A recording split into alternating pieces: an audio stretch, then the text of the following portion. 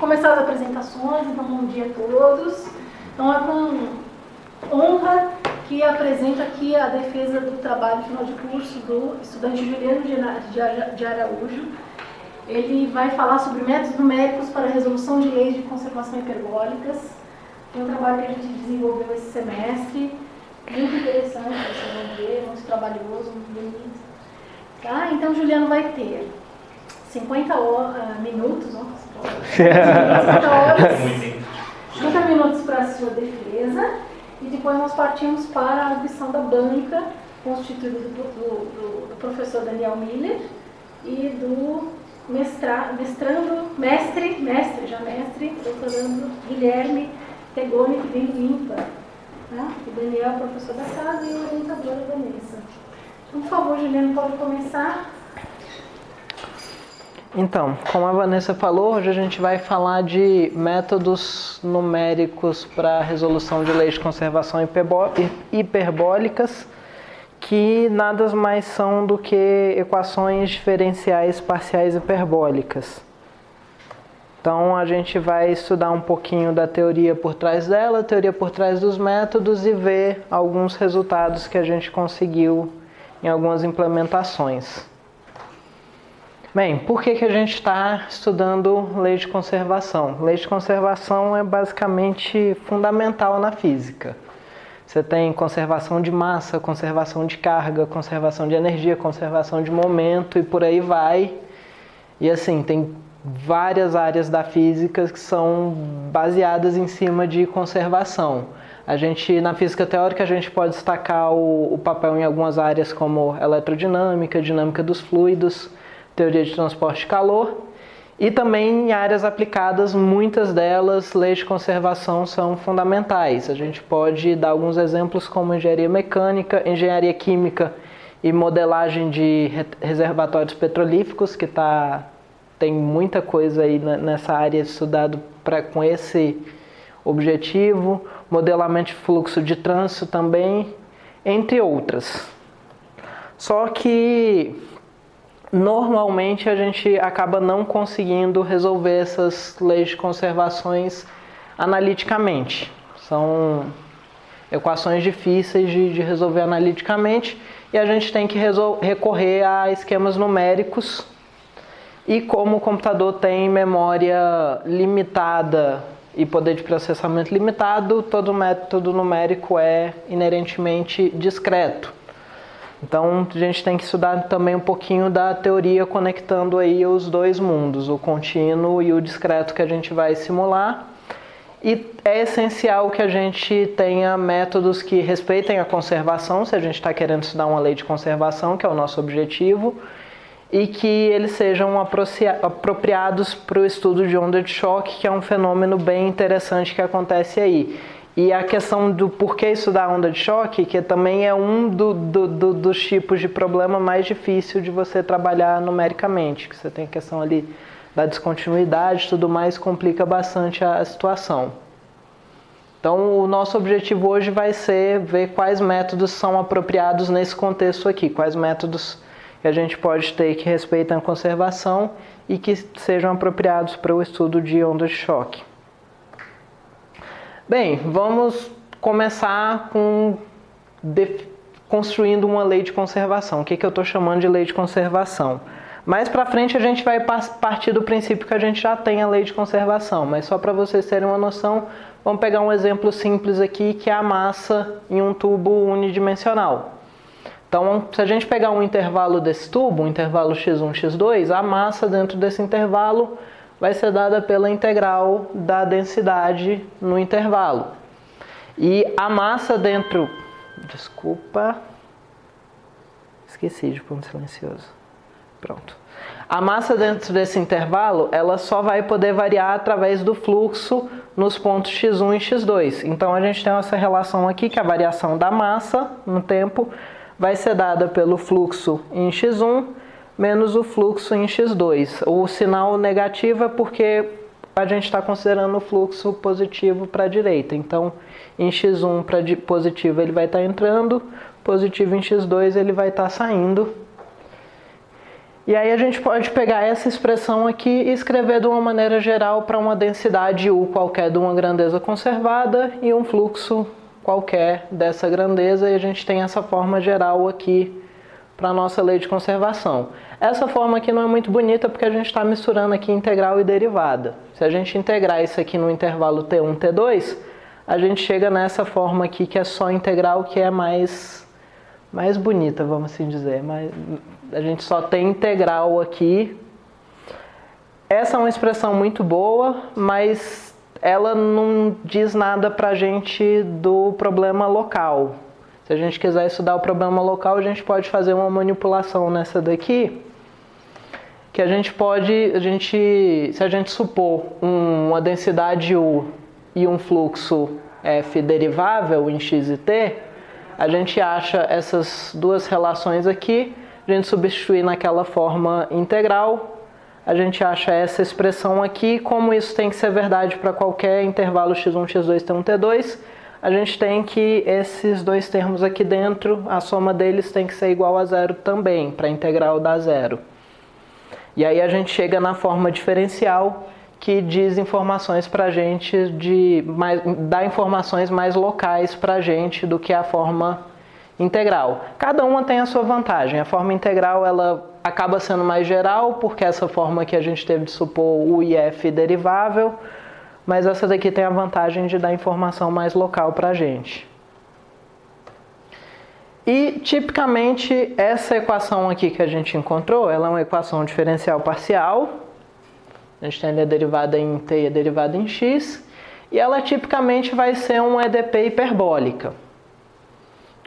EDP hiperbólica ela é definida justamente pelo fato de que ela pode ser resolvida pelo método das características.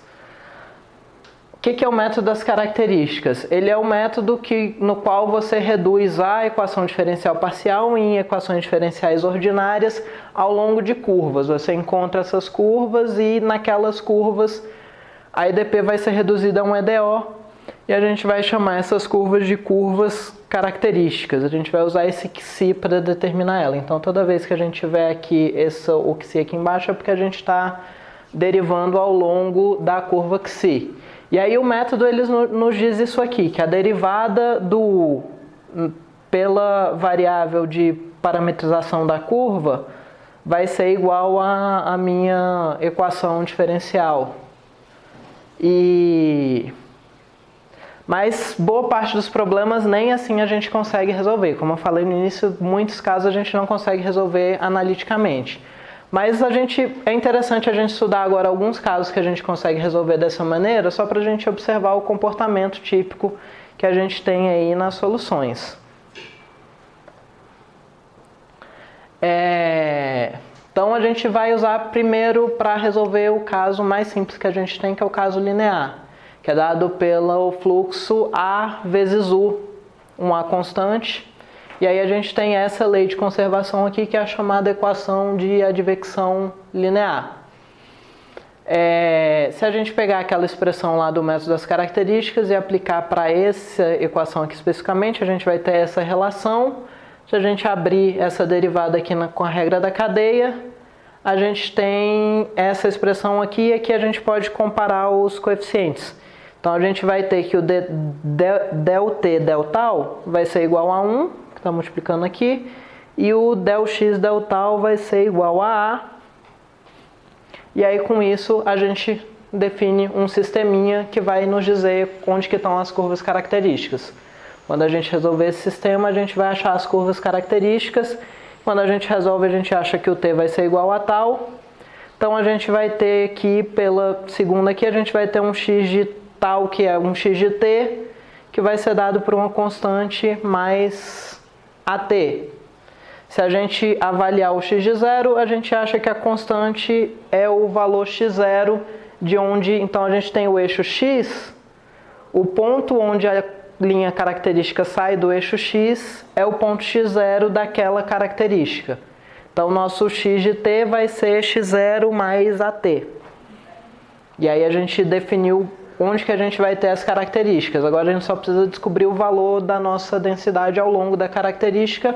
Ele vai ser dado por essa expressão aqui, que é a nossa equação de advecção linear ela era igual a zero, então a gente iguala o delta a zero também, e a gente vai ver que ao longo das curvas características xi, o U não vai variar, então o U vai ser constante ao longo da característica. A gente pode manipular aquela expressão que a gente achou para o x para achar o x0 de cada curva característica. E a solução vai ser a condição inicial, que é o zero, no ponto x0 para aquela característica que o ponto xt você está querendo descobrir. Você quer descobrir a solução num ponto xt, ele vai ser dado pelo x0 da curva característica que ele está, que é dado por essa expressão aqui. E vai ser avaliado a condição inicial nesse ponto x0, vai ser a nossa solução. Então a nossa solução vai ser o U de x de t, vai ser o zero de x menos at. E aí a gente observa que o que acontece é que a solução ela é propagada ao longo das curvas características. Então se a gente tiver essa condição inicial aqui, o que vai acontecer é, como o meu A é positivo, a gente está indo para a direita, conforme vai passando o tempo ele vai simplesmente propagar isso para o lado. Porque todas as curvas características são retinhas, bonitinhas, paralelas.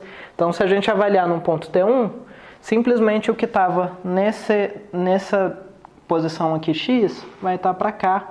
E essa inclinação aqui da característica ela é dada por 1 sobre A, aquele A da equação. É interessante desenhar o eixo trocado com x aqui embaixo, porque aí você tem x embaixo em todos os gráficos. Fica mais fácil de enxergar a distância que ele propagou. Por exemplo, aqui do T0 para o T1, ele propagou essa distância aqui, que é mais ou menos o que ele propagou aqui. Na verdade, eu acabei desenhando um pouquinho menos. E a gente vê que nesse caso, por exemplo, a solução num ponto xt vai depender só do ponto x0 relativo àquele ponto xt. Esse conjunto de quais pontos da condição inicial a minha solução depende é chamado de domínio de dependência. Então a gente, por exemplo, para esse caso, o meu domínio de dependência de um ponto xt vai ser igual ao x0 relativo àquele ponto. Em geral, ele pode ser mais pontos. Esse caso é um caso simples, onde é um ponto só. Então, o que a gente tem é que o conjunto de todos os pontos no qual a solução no ponto xt depende, os pontos da condição inicial, são o domínio de dependência do ponto xt.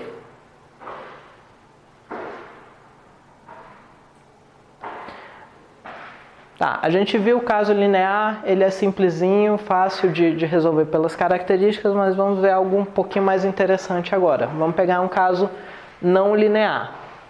Um primeiro caso não linear que você pode pegar, que é o caso não linear mais simples, é a equação de Burgers sem viscosidade.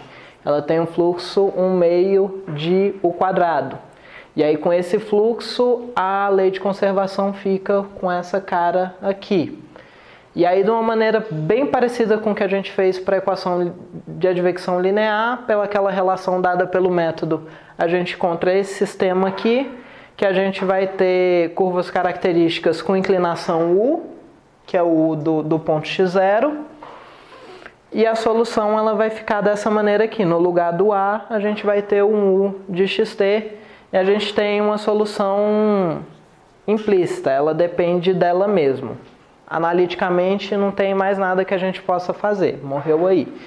Mas a gente pode usar isso para fazer uma análise qualitativa da nossa solução. A gente pode observar o comportamento da nossa solução. Que apesar de a gente não ter como, de um ponto xt, descobrir qual é a característica original que passa por aquele ponto, a gente tem como partir da condição inicial e desenhar as características e ver como é que a solução vai se comportar. E um problema interessante para a gente fazer isso, que é justamente onde a gente vai observar o motivo da gente estar estudando um caso não linear, que é a formação de uma onda de choque, a gente pode usar esse problema de Riemann aqui. O problema de Riemann, em geral, é um problema que você tem um valor num extremo e outro valor no outro extremo, quando você quer observar só o que acontece ali no meio. Você está estudando, por exemplo, uma frente onda, você não quer que nada fora influencie o que você está observando. E aí você dá um valor fixo para os extremos. Esse problema de Riemann aqui específico, a gente vai definir mais coisas. A gente vai dizer que à esquerda do zero a gente vai ter um valor U da esquerda, e à direita do zero a gente vai ter um valor U da direita. E aí a gente vai ter dois casos. A gente vai ter o caso decrescente e o caso crescente. Vamos ver o que vai acontecer em cada um dos dois. Se a gente desenhar as curvas características para o caso decrescente, a gente vai encontrar isso aqui. Lembra que lá no caso linear, a inclinação da característica era 1 sobre A. Aqui vai ser 1 sobre U. Até zero, todas as características que saem até zero, elas vão ter inclinação 1 sobre U da esquerda, que é maior que o U da direita. Então elas vão estar menos inclinadas do que o que está à direita do zero. E aqui no meio a gente tem essa região onde a gente tem, na verdade aqui você tem infinitas curvas características se cruzando. Eu desenhei só algumas aqui, mas você tem infinitas. Então, normalmente se eu quiser saber a solução aqui, eu vou simplesmente percorrer essa característica de volta e ver qual que era o valor U aqui no T0. E se eu quiser saber a solução aqui? Eu vou seguir essa característica ou essa característica? O método não me diz, eu tenho uma região de ambiguidade aí. Só pelo método das características eu não tenho como saber qual que é a solução nessa área aqui. Eu preciso de mais alguma coisa. E como a gente está falando de leis de conservação, vamos usar a conservação. Então o que a gente faz? A gente divide essa região no meio, de tal maneira que a grandeza que eu estou querendo seja conservada, que preserve a conservação. E aí eu vou ter aqui, essa linha aqui vai definir uma descontinuidade na solução, que qualquer coisa à esquerda dessa linha vai estar pegando o valor U da esquerda, e a direita da linha vai estar pegando o valor U da direita. Então quando você passa aqui por essa linha, você tem um degrau, que essa é a nossa onda de choque. Então essa linha aqui é justamente a onda de choque propagando. Essa linha aqui divide e ela vai propagar com a velocidade S. E a nossa solução, ela vai ficar com essa cara aqui. X abaixo de ST, você vai ter o E, e X acima de ST, você vai ter o D.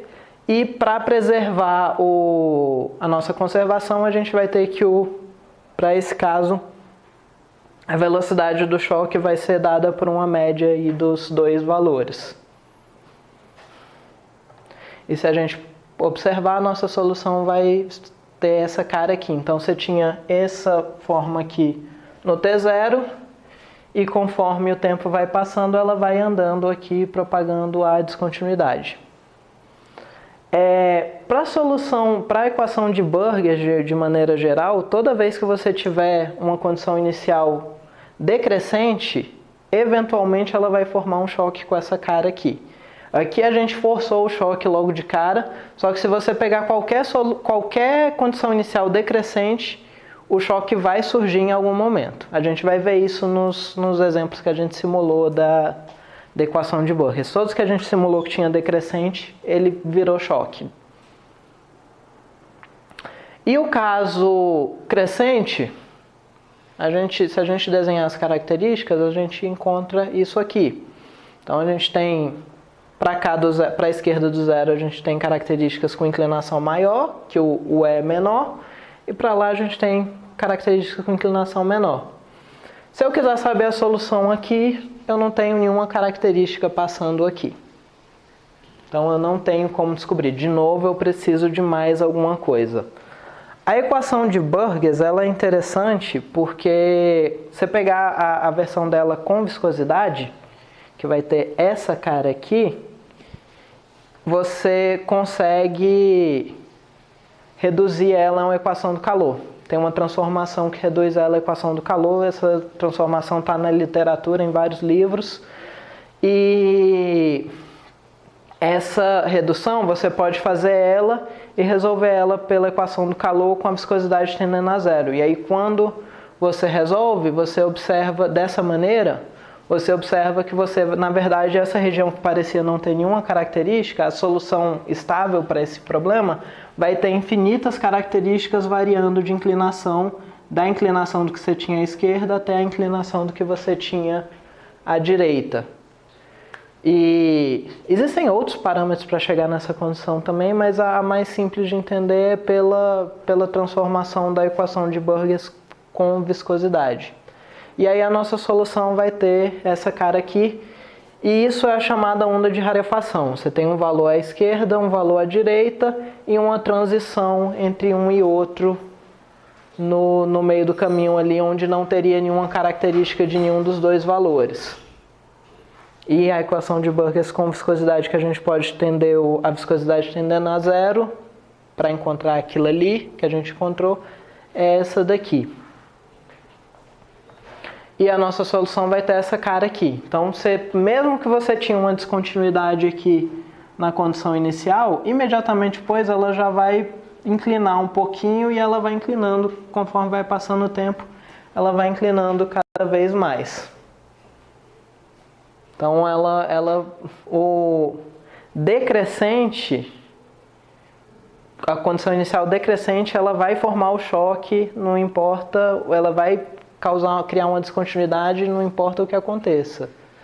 A crescente, mesmo que você dê uma descontinuidade ali no início, ela vai sumir com a descontinuidade.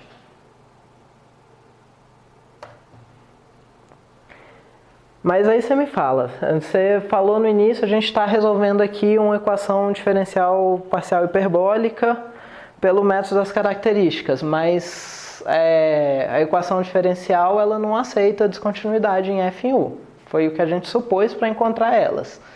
Então a gente tem um problema aqui. Essas soluções que a gente está encontrando não são solução para a minha equação em todo o domínio. Quando eu chego ali na descontinuidade, ela não é mais solução. Mas a gente pode observar que ela não vai ser solução só na descontinuidade, então no resto do domínio ela é solução. E tem um nome próprio para esse tipo de solução, elas são chamadas soluções fracas. Elas podem não ser solução para a forma diferencial em todo o domínio, mas elas satisfazem o princípio conservativo e elas atendem essa condição aqui. Se você pegar uma função de teste φ derivável com suporte compacto, você pode chegar nessa expressão aqui, e se ela atender essa expressão, ela pode não ser solução para a forma diferencial, mas ela é solução para a forma integral. Ela provavelmente vai ser solução para a forma diferencial em boa parte do domínio, só em algumas partes que ela não vai ser, mas ela vai ser solução para a forma integral. Se ela atender essa condição aqui, ela vai ser solução para a forma integral, e esse tipo de solução é chamado de solução fraca. Então vamos para o que a gente veio aqui hoje, para os métodos numéricos. A gente já observou aí quando que a gente tem formação de onda de choque, quando que a gente tem onda de rarefação. Agora a gente pode observar isso tudo acontecendo nos métodos para ver se os nossos métodos são adequados ou não. Então, quando a gente vai começar a trabalhar nos métodos, já falei, todo método ele vai ser discreto. O computador não tem memória infinita, não tem processador infinito. Então a gente tem que usar uma discretização, a gente vai usar essa discretização aqui em todos os exemplos. A gente está usando uma malha uniforme, tem como utilizar malha dinâmica, quando você precisa de mais resolução em alguma região você pode usar uma malha dinâmica, mas para o que a gente vai fazer, a malha uniforme é suficiente. E aí a gente busca uma aproximação, usando de NJ, da solução exata. Essa aproximação pode ser uma aproximação ponto a ponto, só que para o nosso problema é mais interessante a gente interpretar ela como uma média do x no intervalo na média do U dentro do intervalo de cada célula. Então, de xj menos meio até xj mais meio, você tira uma média aí da função dentro desse intervalo. E a nossa condição inicial, a gente vai pegar também dessa maneira, a gente vai pegar o valor médio de U dentro de cada célula no tempo zero.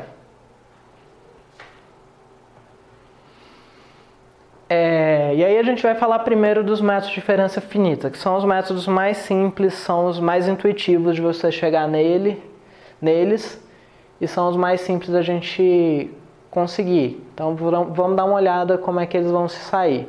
Então tipicamente você acha métodos de diferença finita pela discretização dos operadores diferenciais pelo quociente de Newton. E aí aqui você tem um pouco de liberdade de quais pontos você vai querer pegar para discretizar os operadores. Aqui, por exemplo, essa discretização aqui, que é o método one-sided, ele pega um ponto J no tempo n mais 1, no tempo n, para discretizar a derivada no tempo, e pega J e J menos 1 no tempo n para discretizar a derivada em x. Você poderia pegar, por exemplo, J mais 1 J. Inclusive também é conhecido como one-sided, só que é pelo outro lado. Então você tem um pouco de liberdade em escolher isso. E aí, se a gente substituir essa discretização na nossa equação diferencial, a gente encontra uma relação aqui de recorrência que a gente pode usar para calcular qualquer U num tempo futuro, sabendo o tempo anterior. Então a gente parte da condição inicial e vai cada passo de tempo aí calculando. E existem várias maneiras possíveis. Você pode tanto escolher pontos diferentes para discretizar, ou como você pode escolher técnicas diferentes para discretizar. A gente implementou alguns desses. A gente implementou os one-sided. Na verdade, implementou um só, o one-sided. O outro one-sided é fácil de usar o mesmo código para rodar como se fosse outro. É só você trocar o sinal do A. Implementou o Lax-Friedrichs e implementou o Beam-Mormin também, que a gente vai ver exemplos com eles. Mas a gente tem várias discretizações possíveis. Todos esses são métodos de diferença finita. Só que a gente precisa saber se o nosso método é bom ou não. Se ele vai dar um resultado que faz algum sentido ou não. E isso quer dizer que a gente precisa avaliar se o método converge. Se você afinar a malha até zero, se ele vai voltar na solução original que a gente tinha. Se ele voltar na solução exata, então ele é um método bom porque ele converge. Eu vou ter que escolher uma malha fina o suficiente para ele dar um resultado adequado, mas ele converge. E a gente pode avaliar isso por essa função de erro, que é simplesmente a aproximação que eu calculei, menos a solução exata, vai me dar o erro ali naquele ponto. Se eu tirar a norma dessa função em um tempo tn, eu tenho o erro geral daquele tempo. E se esse erro tender a zero conforme eu afino a malha, eu vou ter um método convergente. Então, muito bonito, mas não serve para nada. Porque a gente quer justamente descobrir quem é esse cara.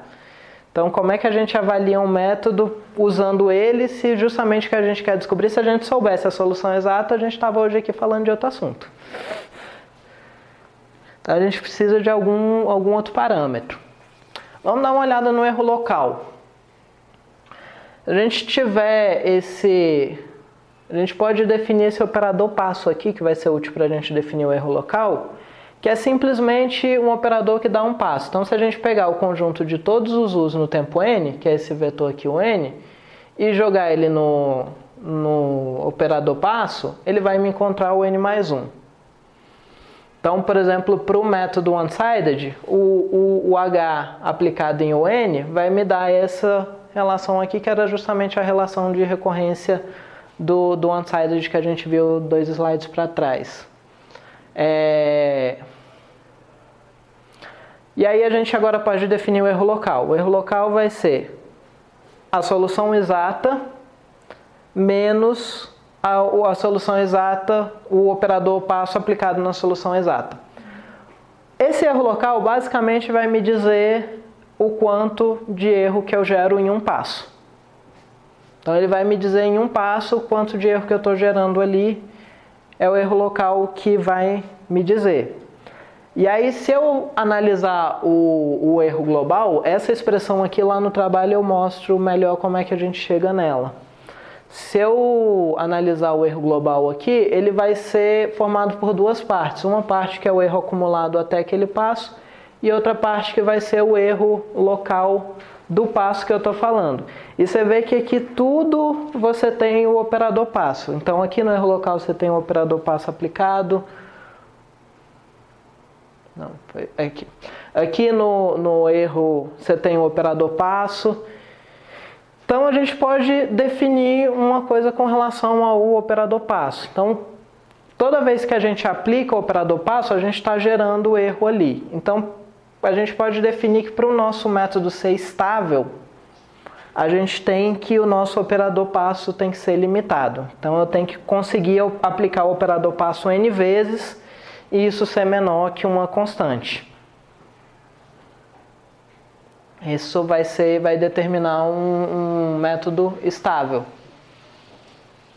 E aí uma outra coisa também que vai ser útil para a gente é a consistência. A consistência é simples, é basicamente se eu testar. Se eu pegar o limite da minha expressão aqui discretizada, se eu pegar o limite da minha grade tendendo a zero, ela volta para a equação diferencial que eu tinha originalmente? Se ela voltar, meu método é estável. Então a gente pode observar esse aqui, ó, se a gente passa esse U para cá, passa o K para cá dividindo, a gente tem o limite do K e do H tendendo a zero, a gente volta na equação diferencial original que a gente tinha. Então, o que a gente quer é um método que tenha convergência. Minha solução aproximada tendo a solução exata conforme eu afino a malha. Só que o que a gente viu, a maneira direta de encontrar isso, a gente precisa saber a solução exata. E a gente quer estar usando o método numérico justamente porque a gente não sabe a solução exata. E aí vem um dos resultados mais importantes aí da análise numérica, que é o teorema de equivalência de Lax, que ele diz pra gente que para um método de diferença finita de uma equação diferencial parcial, consistência e estabilidade equivalem à convergência. Então, se a gente conseguir mostrar que o método é consistente e estável, a gente tem a convergência garantida. A gente pode observar isso em um exemplo. Então, se a gente pegar de novo o método one-sided para a direita, que é esse que a informação viaja para a direita, ele está pegando pontos à esquerda para calcular cada ponto, então a informação está indo ali para a direita. E a gente rodou uma simulação com essa discretização justamente de uma situação que a gente sabe que um vai ser estável e outro não vai ser estável. Então a gente rodou ela, colocou uma curva gaussiana e rodou com o A positivo e com o A negativo. Se a gente escolher um H e um K adequado com A positivo, a gente vai ter uma solução estável. Com A negativo, a gente vai ter uma solução instável sempre. Então foi isso aqui que a gente encontrou. Com A positivo, a gente vê a gaussiana ali andando bonitinha, sem nenhuma deformação nem nada. Ela tem uma perdazinha ela dá uma achatadinha de leve, mas isso é normal, o método numérico. A hora que ela passar aqui, eu não sei se ela vai chegar a passar, dá pra ver que ela caiu um pouquinho. Mas isso é normal, nenhum método numérico é perfeito. Você tem que ajustar a grade para você ter o mínimo de erro possível. Eu trabalhei um pouquinho nessa grade, mas não o suficiente para minimizar o erro totalmente. E aqui é com o A positivo, ele está só repetindo, ele está num loop. Você pode ver que num tempo muito pequeno surgem oscilações. Esse lado dá para ver claramente as oscilações surgindo. E essas oscilações estouram e parece que ele está preenchendo o gráfico inteiro, mas na verdade ele está com oscilações de alta frequência que preenchem aí acabam preenchendo o gráfico. Então ele é instável para o A negativo. E aí a gente tem um outro resultado aí importante também, que foi uma observação feita por Cohan, Friedrichs e Levy ainda em 1928, que eles observaram, isso foi um dos primeiros papers de método de diferença finita para equações diferenciais parciais. Eles observaram que para um método numérico ser estável é necessário que o domínio de dependência do método inclua o domínio de dependência da equação original. Então, quando a gente tem o A positivo, as curvas características estão indo para a direita. E o nosso método está pegando informação de volta para a esquerda. Então, se eu escolher um H e um K adequado, ele vai estar lá dentro. Já o A negativo, a curva característica está para a esquerda, mas meu método está pegando informação. Então, a característica está para cá, meu método está carregando informação para lá. E aí ele é instável. Inclusive, no trabalho a gente faz uma análise de estabilidade desse método e a gente chega nesse parâmetro aqui para que o método seja estável. Então, se a gente atender esse parâmetro aqui, o nosso método vai ser estável. Se você pegar o one-sided para a esquerda, que é o contrário, ele simplesmente vai trocar o sinal disso aqui. Você vai ter exatamente o mesmo parâmetro, porque ele é o mesmo método, só espelhado. Isso explica o que a gente observou nas simulações. Com A negativo, a gente desrespeitou esse parâmetro aqui e ele ficou instável. E a gente quer... Uma das coisas mais interessantes que a gente quer observar aqui é a formação de choque. Então vamos ver o que apesar desses métodos serem para o caso linear, vamos ver o que acontece com choque usando esses métodos. Eles não vão formar choque, mas a gente pode forçar um choque nele na condição inicial, e aí ele vai propagar o choque. E aí a gente pegou essa condição inicial aqui, 1 à esquerda, 0 à direita do eixo T, e a gente simulou com o método one-sided, Lax-Friedrichs e Beam-Warming. E aqui foram os resultados que a gente encontrou. Então, o one-sided, a gente vê que a onda de choque está propagando com a velocidade certa, o A é 1. Então, quando chegar aqui no 3, vai chegar no 3 em 3 segundos. Então, ela está com a velocidade bonitinha, só que aqui no final você começa a observar uma suavização nas pontas. Ela ainda está razoavelmente vertical, mas se você esperar tempo suficiente, ela vai perder um pouquinho dessa verticalidade. Na verdade, no trabalho, você vê, ele tem uma imagem mais ampliada, dá para ver que ela dá uma inclinadazinha. O Lax-Friedrichs, a gente tem exatamente o mesmo comportamento, ela vai ganhando um pouquinho de inclinação, vai deixando de ser vertical e vai suavizando as pontas. Isso é um comportamento típico de um método de primeira ordem, ele dá essa suavização na solução. Se a gente pegar o Beam-Warming, ele já é um método de segunda ordem, ele não é mais de primeira. Então ele vai manter a descontinuidade aqui vertical, só que ela vai surgir aqui artefatos. A gente vai ter oscilações aí próximo à descontinuidade. Tem método que surge aqui embaixo, tem método que surge lá em cima, vai depender do método. Para o caso linear, tudo bonitinho. O problema aparece quando a gente pega casos não lineares. Então, esses métodos de diferença finitas, eles não são adequados para soluções contínuas em problemas lineares. Principalmente quando você está envolvendo conservação. A gente pode observar isso se a gente simular um problema bem parecido com o que a gente simulou agora mesmo, eu só variei um pouquinho a condição inicial para a onda propagar, com a discretização da equação de Burgers usando um método parecido com o one-sided. É basicamente o one-sided, só que é aplicado na equação de Burgers. E esse foi o resultado que a gente encontrou. Então, os xizinhos são os pontos da malha discretizada e a linha é o que a gente deveria esperar da solução exata. Então, a gente vê que o perfil da onda está bonitinho, está bastante vertical, mas e essa massa toda aqui sumindo? Para onde é que ela está indo? Então, assim, elas não são adequadas para esse tipo de problema. Ele está jogando massa fora aqui, muita.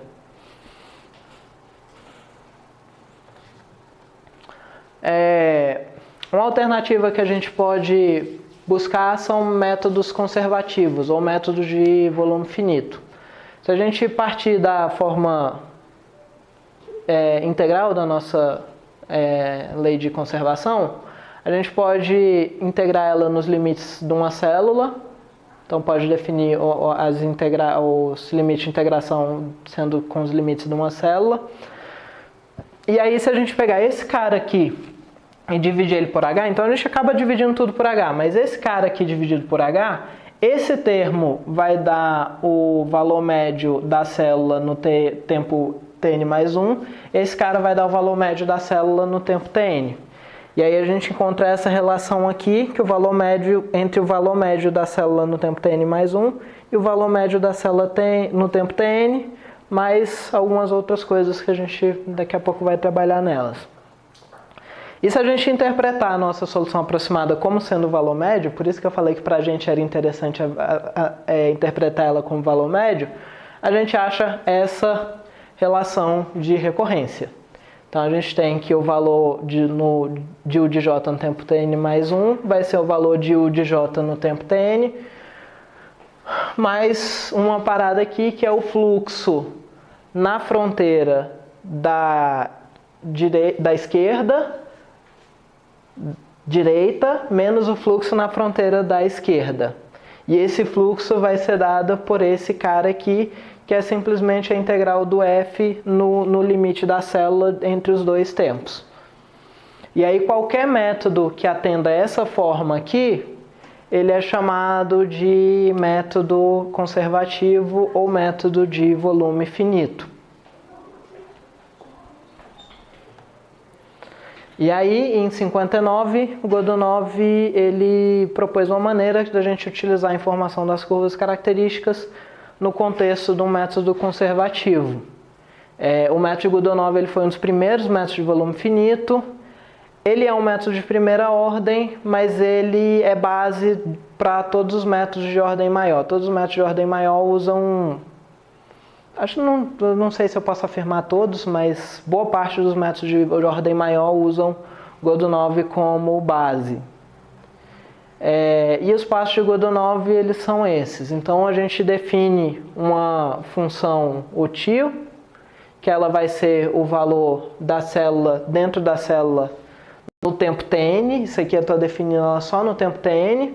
E aí eu uso essa útil como condição inicial de um problema de Riemann na divisa de cada célula, evoluo essa solução no tempo até o Tn mais 1, e aí calculo o valor médio de cada célula no tempo Tn mais 1. Então eu crio uma função que vai ser uma reconstrução da minha aproximação no tempo Tn, evoluo ela no tempo fazendo o problema de Riemann na divisa de cada célula, e depois calculo de volta ao meu valor aproximado. E aí vou repetindo isso para cada tempo. No trabalho eu mostro que, apesar de ser bonitinho de entender esses passos aqui, eles não são práticos. E aí eu mostro essa construção aqui, como chegar daqueles passos nessa forma aqui, que é bem parecido com o que a gente tinha aqui. Então a gente tem uma coisa bem parecida, e essa expressão aqui é uma expressão simplesinha, a gente simplesmente tem a função f avaliada num U estrela. E esse U estrela vai ser justamente a solução do problema de Riemann na fronteira da célula. E esse U estrela ele sempre vai ser constante do Tn até o tempo Tn mais 1. Por isso que eu posso dizer que ela é um valor só e acabar de tirar a integral dali. A solução do problema de Riemann sempre vai dar um valor constante ali na vertical. E aí a solução exata para o problema de Riemann ela é dada por essa expressão aqui, que não é a coisa mais bonita do mundo. Mas ela engloba qualquer situação, você vai encontrar a solução para o problema de Riemann usando essa expressão aqui, para esse tipo de problema de Riemann que a gente está falando, que a gente tem dois valores encostando. Só que isso aqui é meio caro. A gente, cada passo de cada célula, fazer uma otimização não é uma coisa muito barata não. A gente pode simplificar para não fazer otimização em todas. Quando a gente encontrou a solução lá no início, a gente viu que a descontinuidade e o problema de Riemann, a gente tem aqueles dois casos. Um caso, você simplesmente vai atender o valor de um lado, e o outro caso você vai calcular a onda de rarefação. Então o caso que você vai atender o valor de um lado só, ele está englobado aqui por esses 3 casos aqui, a gente avaliando as derivadas do F nos valores dos 2 lados. A gente vai ter esses 3 casos, que isso aqui vão ser os casos onde você vai ter como se fosse uma onda de choque ali, e você vai pegar o valor de um lado ou do outro. E o quarto caso é quando você forma a onda de rarefação, e aí quando forma a onda de rarefação, aí não tem jeito, a gente tem que cair de volta nessa solução aqui. Mas com essa separação desses 4 casos, a gente conseguiu reduzir bastante o custo computacional da implementação do método, que a gente só precisa avaliar a otimização nesse caso 4. E aí a gente implementou isso tudo também, e a gente fez alguns exemplos aqui. Então, o primeiro exemplo a gente voltou naquele caso lá que a gente deu como motivação para os métodos conservativos, que era aquele problema de Riemann, que a gente teve aquela perda de massa quando a gente simulou o caso não linear. E está aqui o resultado. Nadinha de perda de massa. A solução calculada está andando junto com a exata bonitinha.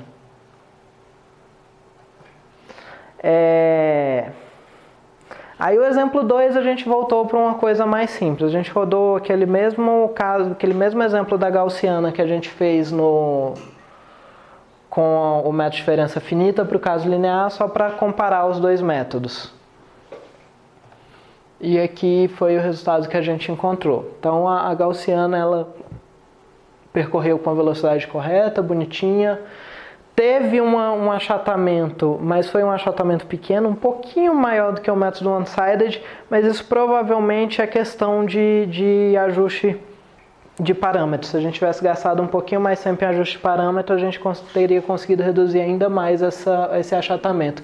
Quando ela passa aqui, ó, que a gente está com condição de contorno cíclica, dá para ver o tanto que ela achatou nesses 5 segundos que ela foi simulada aí. Aí a gente pegou um exemplo, agora voltando para o não linear, a gente pegou um exemplo da equação de Burgers para observar a formação do choque. Lembra que eu previ que toda vez que você tem uma condição inicial descontínua, você vai ter choque? Então a gente pegou a metade de cima de um seno só para observar esse choque aparecendo. E aí você vê que ele vai acumulando até formar aqui o choque, e aí o choque vai só propagando. Tá vendo que a perna de cá está presa aqui no zero? É porque a condição, o zero daqui do zero era zero. Então o que está aqui nunca vai sair do lugar. Então ele fica preso com a perna aqui, por isso que ele vai dando essa baixada. Mas se você integrar aqui no início e lá no final, tem uma perda de massa muito pequena. Não tem como acabar 100% com a perda de massa, porque o computador ele tem erro de aproximação, uma série de coisas, mas o erro de massa aqui a perda de massa é muito pequena. O método também acaba tendo um pouquinho. Esse exemplo aqui também é para observar a formação do choque. E aí nesse exemplo a gente pegou um seno e aí a gente pegou uma condição de contorno periódica. Que aí você ele começa com seno e vira uma onda de choque seguida de uma onda de rarefação. Então ele vai acumulando ali na parte decrescente, até que a parte decrescente vira um choque e a parte crescente vira uma rarefação. E aí com o tempo ele vai acabar suavizando isso e desaparecendo.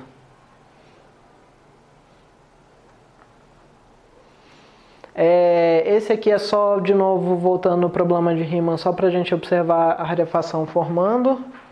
Então eu coloquei uma descontinuidade aí crescente. E a gente vê também a rarefação formando. Ele dá uma suavizada. O Godunov ele é a primeira ordem, então ele vai dar uma suavizada aqui. Ele não preserva aquelas pontas que deveria preservar, mas ele não preserva. Isso a gente acaba conseguindo ajustar para equivaler a uma dissipação que exista no problema real. Não existe problema real sem dissipação. Então a gente trabalha isso para equivaler. E aí o último exemplo, a gente só voltou de novo no caso linear, só para observar essa suavização das pontas. Então a gente pegou um caso cheio de ponta de propósito.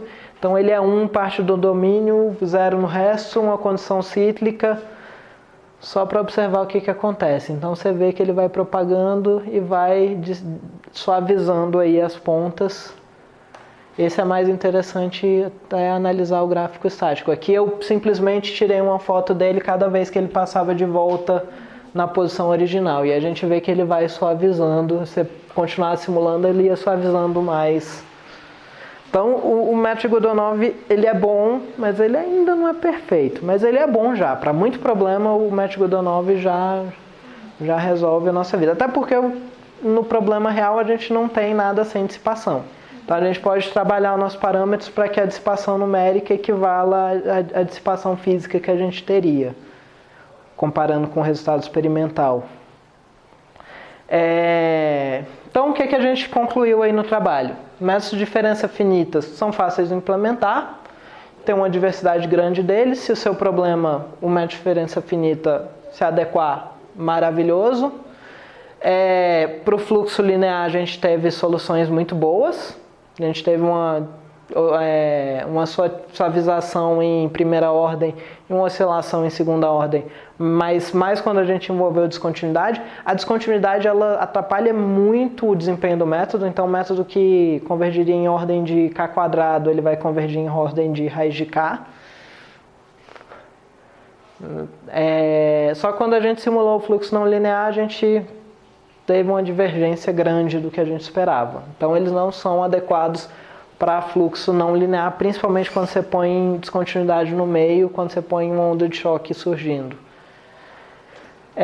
O método de Godunov, a gente observou um desempenho melhor no fluxo não linear, e a gente teve aí 6 resultados, inclusive 2 desses resultados, acho que o quarto e o quinto, a gente reproduziu o resultado da literatura e na nossa implementação teve exatamente o mesmo resultado. A gente inclusive reproduziu para testar se a nossa implementação estava boa. O único desvantagem do Godunov é que ele tem uma difusãozinha que a gente observou no último exemplo. Quais seriam as perspectivas aí futuras? A gente poderia estudar métodos TVD, mais especificamente o Van Leer, que eu acho que tem uma página no trabalho falando um pouquinho do Van Leer. O Van Leer é um método construído em cima do Godunov, só que para a segunda ordem. Então, no lugar dele reconstruir linearmente em cada célula, ele reconstrui com inclinação. E aí, se você simplesmente reconstruísse com inclinação, ia acontecer aquilo que aconteceu no que a gente viu no segunda ordem, surgiu oscilações. E aí o cara teve a sacada de colocar limitadores para inclinação que evitam o surgimento dessas oscilações. E é muito interessante porque ele conseguiu criar um método de segunda ordem, que tem todas as vantagens do método de segunda ordem, só que ele não tem oscilação, que normalmente é a desvantagem associada com segunda ordem. E existem vários limitadores na literatura. Isso é meio que uma arte, você escolher o parâmetro adequado, o método adequado, o limitador adequado. Então é meio que uma arte aí escolher esses métodos. E uma outra possível perspectiva foi uma formulação proposta por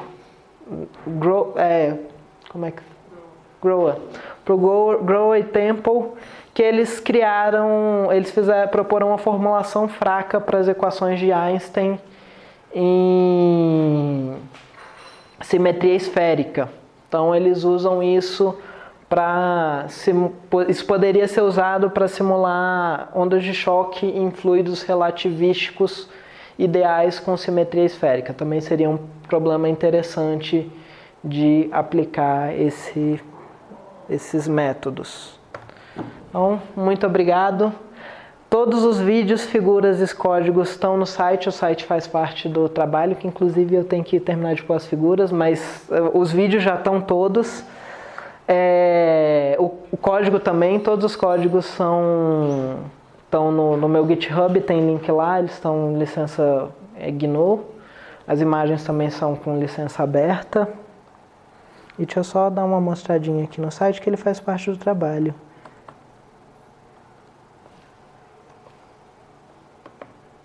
As referências. E então a gente fez o site. Deixa eu ligar aqui o hotspot só para eu abrir. A Wi-Fi da UNB é extremamente problemática para conectar com Linux. É. Mas o site está aqui, ele tem o trabalho, tem figuras.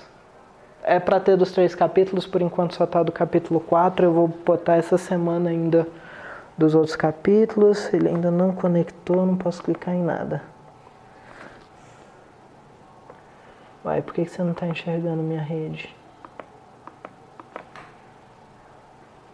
Aí, está conectando.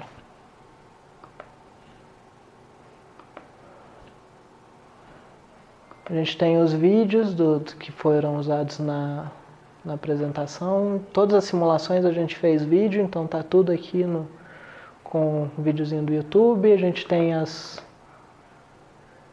figuras dos gráficos. E a gente tem também o código disponibilizado. Foi feito em Python, ainda vou dar uma documentada melhor nele. A gente fez em Python usando NumPy, SciPy e Matplotlib. Então é isso. Obrigado. A gente pode começar então a lição pergunta. Aqui, o professor Daniel comece. Eu antes? Bom, queria agradecer o convite, foi bem legal. Eu gostei bastante do trabalho. E eu não tenho muita coisa para falar, não. Na verdade, eu tenho algumas curiosidades só para entender melhor.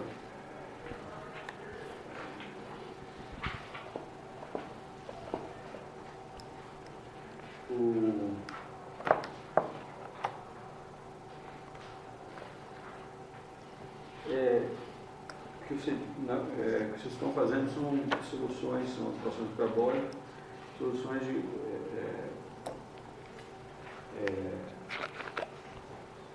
equação da continuidade, né? Sim. Aí a massa, realmente a massa precisa ser conservada, né? Uhum. Aí uma das maneiras de você mostrar que o cálculo numérico está bom é colocar o gráfico da massa. Vai ter um pouquinho de perda numérica, oscilação. Eu fiz para o exemplo. Um deles você fez, né? Eu fiz, mas eu não cheguei a fazer o gráfico. Eu observei o comportamento da massa, mas eu não cheguei a registrar esses. Foi para o exemplo 3. Eu tive uma perda aí nesses 5 segundos que foram simulados.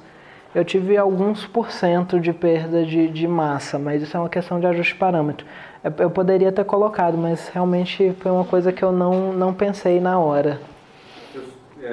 Só assim, uma sugestão. Uhum. Porque eu trabalho com cálculo numérico e conservo, tem conservação. Uhum. Aí eu coloco a conservação, eu coloco lá. É interessante quando aquela conservação vai indo bem, mas quando vai se aproxima de uma singularidade, por exemplo, aí a conservação eu estou método numérico eu paro. Porque aí a solução acho que começa a não ter mais nada a ver. Porque você vê que a grandeza conservada vai indo bem, aí vai chegando perto da singularidade. É o que a gente observou aqui quando tentou rodar o método de diferença finita aí. Dá pra ver, porque aqui no caso você conhece a solução. Esse eu sei a solução, Aí você compara e vê que tá. Mas quando você não conhece, você poderia, em princípio, seria útil, né? Sim, eu cheguei a observar isso para esse exemplo aqui, só que eu não registrei os dados que eu obtive. Eu cheguei a integrar ele na condição inicial e depois de rodado 5 minutos para ver qual que é a massa que eu tinha aí nele. Isso. Eu vi que, assim, claro, você tem dois casos da equação de continuidade, uma que é linear e outra que tem um fluxo não linear. Uma contribuição não linear, né? É. E aí, claro, se a equação diferencial coincide com essas, então a gente mais ou menos sabe como a situação em que vai surgir a onda de choque, né? Ou outro comportamento de rarefação. Mas e se a equação diferencial for um pouco diferente, aí vai ter que fazer todo o desenvolvimento novamente. Eu acho que para cada caso tem. Em termos qualitativos, o comportamento é muito parecido, especialmente na frente de choque, porque o termo quadrático é o dominante, se você fizer a expansão do espelho do fluxo. Mas realmente tem muitas contribuições. Você pode ter um termo que levou uma dispersão, por exemplo, da onda, ou algo do gênero. Realmente eu queria analisar com bem mais detalhes do fluxo geral. Mas em termos de formação de choque ou radiação, o comportamento geral é o que você costuma observar em Burgers, que é o termo dominante da expansão. É porque aí o termo cúbico, por exemplo, poderia ter uma contribuição menor. Poderia ter uma pouco de dispersão, por exemplo. Não tem jeito de ele ter uma contribuição maior? Não. Depende da escala. Depende da escala que você está observando. É aquilo que eu falei, esses. A frente de choque ela é extremamente estreita. No princípio é um ponto só. Numericamente você tem um pouco de situação numérica, ela alarga um pouquinho, mas ainda é muito pequena. Então o termo cúbico, a quarta de potências maiores, eles são dominados pelo quadrático. Até em casos físicos mesmo, você vê a escala geral do problema comparado com a escala do choque, o choque é praticamente um ponto só. Você observar várias situações onde você forma choque, você tem a escala entre a frente de choque e o problema em geral, o choque é... Mas quando você olha, por exemplo, em onda geral, solução de radiação, aí sim, realmente, pode ter outros termos também.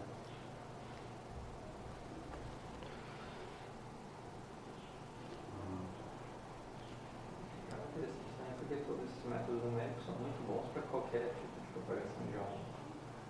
Não só onda de choque, a onda de choque acaba sendo mais desafiador. É aquilo que a gente viu, por exemplo, a diferença finita funciona muito bem para muita coisa. A hora que você põe o choque ali no meio, o desempenho dele cai assim absurdamente.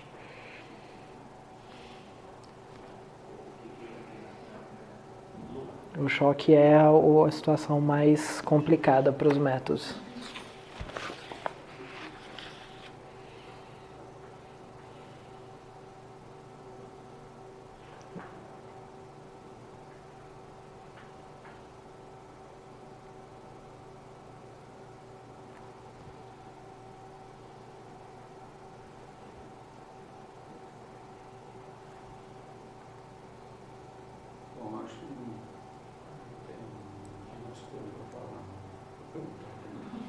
Obrigado. Gostei muito.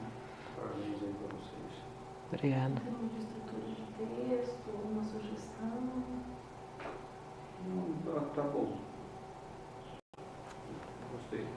Alguma inclusão que você acha que poderia ter feito e não fez? Ou ficando assim mesmo?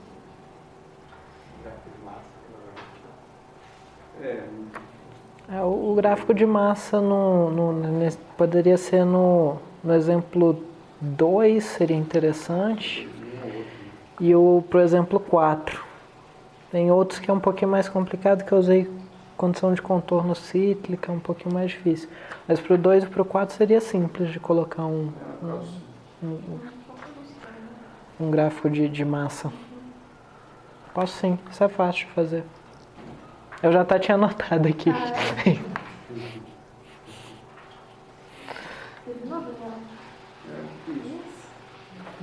Dá a palavra ao Guilherme. Guilherme, você não explicou muitos detalhes, então talvez para a sua tese seria bom. No caso do gráfico das características da equação de Burgers, por que para burgers as curvas paraquídicas também são retas e por que no caso com condição inicial decrescente você teria cruzamento, por exemplo, igual você vê na figura? Elas são retas por conta da solução desse sistema aqui vai ser igual à solução do outro, só com o... Sim, depende de U, mas o é constante ao longo da característica. Hã? Ah, sim. Acabou a memória. Mas, de forma geral, o trabalho e a apresentação foram boas. Conversou bastante sobre isso. E, como eu tinha comentado, foi um TCC interessante porque ele estudou uma classe de métodos de resolução. Então, foi algo extremamente direcionado a resolver um probleminha de magnetização e acabou. E agora tem uma bagagem muito boa para resolver basicamente qualquer tipo de equação diferencial parcial numericamente. Equações parabólicas e elípticas ele precisaria de um pouquinho mais de estudo, mas toda a bagagem teórica de análise numérica ele já tem a base. Então é um trabalho bem interessante e deixa ele pronto para um mestrado final. Você pode resolver separar o método de Golunov simplesmente num passo de reconstrução, passa para resolver rima em cima dessa reconstrução da função. E depois você usa a relação de recorrência. A própria relação de recorrência já está introduzindo o numérico, porque eu vou querer uma solução perfeitamente exata em rima. Tudo que você precisa é uma solução aproximada mesmo. E se você trabalhar bem com seus parâmetros, você faz com que o seu erro equivala a uma dissipação física. Ou simplesmente a própria dissipação física é dominante frente à dissipação numérica. Então, a própria dissipação numérica. E é mais fácil ainda que ficar ajustando parâmetros a dissipação física. Coloca a dissipação física no modelo. E contanto que a dissipação numérica seja dominada pela física, está ótimo. E óbvio que você tem que prestar muita atenção no procurar experimentos, o que acontece no mundo real, para ver se você realmente está com alguma influência, com um artefato ou algo do gênero. Isso é um passo muito importante em aplicação. No grupo, a gente trabalha muito com engenheiro de petróleo. Eles são os caras que dizem se o que a gente está fazendo ou teve sentido ou não. E o que você acha? O que faltaria para implementar esses métodos em qualquer outra dimensão? O método em qualquer outra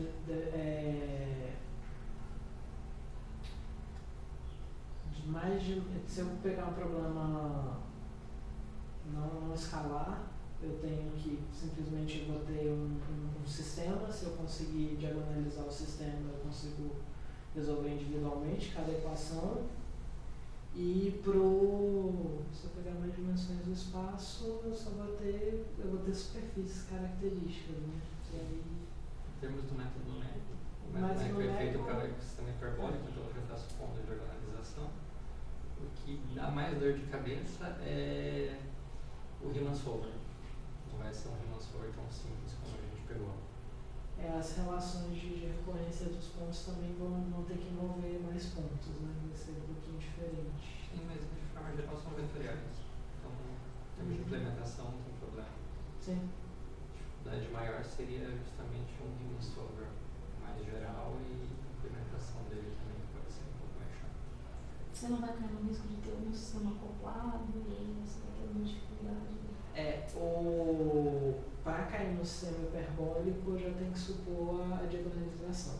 Então, se tiver essa acoplação, não é hiperbólico. É uma acoplação que não pode ser resolvida já não é esse tipo de sistema, já é outro caso. Mas se você tiver, por exemplo, um sistema, no caso de sistema de elastidade do tempo, por exemplo, você tinha apenas duas EDOs. As leis de conservação são só as duas LPs. Você pode fazer um split do tempo. A cada iteração você resolve individualmente a parte hiperbólica do sistema e usa essa solução intermediária para atualizar a parte não hiperbólica dos EDOs. Então, consegue ajustar os parâmetros da malha bem, as soluções são contínuas, você consegue controlar o erro disso, então é válido. Não tem problema nenhum. Buscar um outro tipo de equação de meio. A questão é se esse problema ainda é bem posto. É outra hipótese que a gente precisa do teorema de equivalência de Green, que a gente mencionou para não complicar. Na cena que o slide do lecture estava bem cheinho. Então é outra técnica matemática e o nosso foco é métodos numéricos, física computacional aqui. Né? Esse foi o trabalho real. Bom, deixa eu te perguntar uma coisa, Juliana. Me convença de que o seu trabalho trouxe, de fato, um acréscimo com relação ao seu curso de física computacional.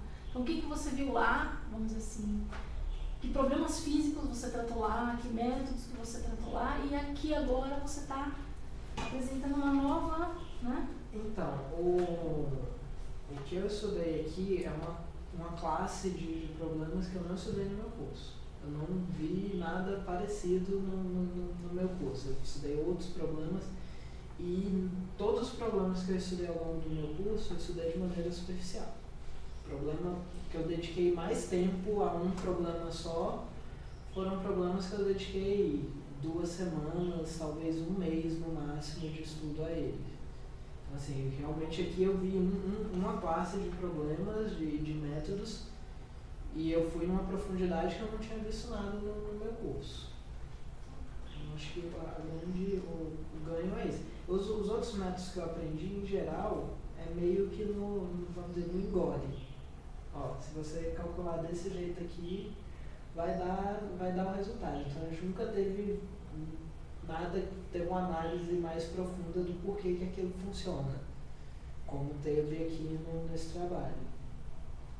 E é um conhecimento bastante interessante, porque se você aceita tudo que é te dado, você nunca vai criar nada novo.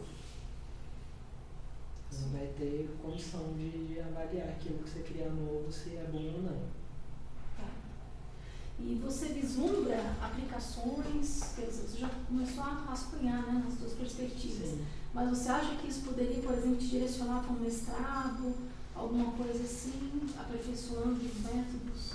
Talvez. A princípio eu não estou muito interessado no mestrado não. Mas eu gostei, eu quero, assim, mesmo que agora de imediato eu não comece no mestrado, eu quero continuar estudando esses métodos enquanto eu estiver tempo livre e quem sabe se eu aprender muito, quem sabe eu não fico no mestrado. Os próximos passos. Bom, enfim, eu acho que esse trabalho foi um trabalho bem interessante. A gente contou com a colaboração do Guilherme, que foi essencial, né, Guilherme, para todo esse trabalho. O texto ele foi sendo aprimorado, no final a gente chegou a um bom resultado, um tamanho razoável, um texto bem escrito, bem ilustrado, então estou realmente satisfeita. Eu também não tenho sugestões, acho que todas as sugestões eu já fui dando ao longo da confecção, então a menos dessas modificações do Daniel. Eu acho, a minha sugestão é a gente realmente encaminhar para o banco de publicações da universidade, que a gente faça isso, dá um tempo de férias aí para o Juliano, aí ele coloca, né, implementa essas sugestões aí, finais, são umas simples, você pode fazer isso agora até, né? Então é isso, então eu queria parabenizar o trabalho, né, do Juliano, parceria com o Guilherme, realmente foi para mim foi bem diferente, né, porque é um tema que a minha concentração teria sido lá na área de relatividade, ela ficou para o final, né, mas eu aprendi bastante, inclusive, foi bem, né, instrutivo para mim. E é isso, então agradeço e a gente pode ir agora à banca Senha Única, decidir a nota. Eu peço que a plateia, o candidato ao TCC, por gentileza, se retire um pouquinho.